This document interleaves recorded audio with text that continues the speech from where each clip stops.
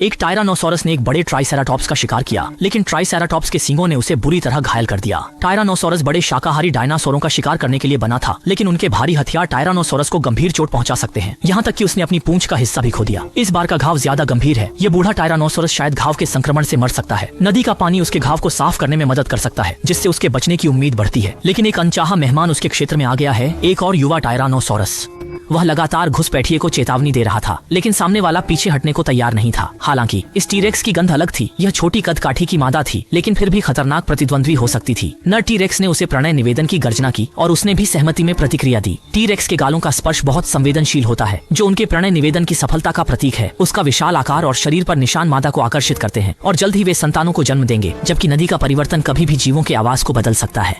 इस जल क्षेत्र में सबसे विचित्र थेरोपोड डायनासोर रहते हैं, जो टायरानोसोरस रेक्स से भी बड़ा है। इसकी विशाल चोंच बत्तख जैसी है, जो इसे पूरी तरह से आनंद लेने देती है। समृद्ध नदी की घास और मुड़े हुए बड़े पंजे आसानी से पानी के नीचे की वनस्पतियों को बाहर निकाल सकते हैं, जिससे यह गहरे पानी में भी भोजन कर सकता है। लेकिन यह छोटे खून चूसने वाले मक्खियों का भोजन स्रोत भी है। ये मक्खियां इसे बहुत परेशान करती हैं, लेकिन यह कुछ नहीं कर सकता। और यह सूखा पेड़ इसका सबसे अच्छा सहायक है, जो इसकी त्वचा पर चिपकी मक्खियों को साफ करने में मदद करता है, जिससे अब यह अधिक आरामदायक महसूस करता है। वर्षावन की गहराई में पृथ्वी के सबसे बड़े उड़ने वाले जीव, जिनके पंख 9 मीटर से अधिक फैलते हैं, विशालकाय क्वेटजाल्कोआटलस रहते हैं। ये मादा क्वेटजाल्कोआटलस सुरक्षित अंडे देने की जगह खोजने आई है। यह आकाश में माहिर है, लेकिन जमीन पर भी लड़ाई में सक्षम है। इसके पंखों की उंगलियां इसे 4 पैरों पर चलने देती हैं। इसने उपयुक्त घोंसला खोज लिया है और अंडे देने की तैयारी कर रही है। 3 सप्ताह में यह 2 पाउंड के कई अंडे देगी। यह प्रक्रिया इसे थका देती है और इसे तुरंत भोजन करके ऊर्जा पुनः प्राप्त करनी होगी। ये शिकार खोजने के लिए निकल जाती है। हालांकि इसने घोंसला छुपा दिया है, फिर भी एक अन्य मादा क्वेटजाल्कोआटलस इसे ढूंढ लेती है। वह भी अंडे देने की सुरक्षित जगह खोज रहा था, लेकिन यह छोटा द्वीप 2 घोंसलों के बच्चों के लिए काफी नहीं था। उसने समाधान निकाला और जल्दी ही अधिकांश अंडों को निगल लिया। लेकिन घोंसले का मालिक लौट आया और 2 विशाल पंखों वाले ड्रैगन के बीच लड़ाई हुई। अंततः घुसपैठिए को भगा दिया गया, लेकिन घोंसला लगभग नष्ट हो गया था। सौभाग्य से 3 अंडे बच गए थे। उसे इस अंतिम आशा को बचाने के लिए पूरी कोशिश करनी होगी। नदी के निचले हिस्से में एक ड्रैगन रहता है, जो केकड़ों को खाता है। उसके दांत घने और नुकीले होते हैं।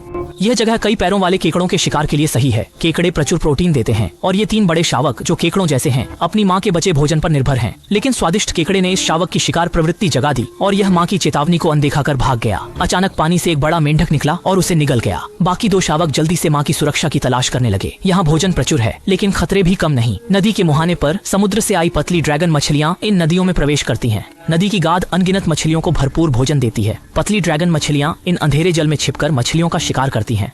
मछलियों का झुंड बचने का कोई रास्ता न पाकर उनका भोजन बन जाता है। नदी उन्हें अंतिम उपहार देती है, फिर वे समुद्र में खो जाती हैं। बतख जैसे डायनासोर का झुंड बर्फीली नदी पार कर रहा है। पास में शिकारी डायनासोर उनके बच्चों पर नजर गड़ाए हैं।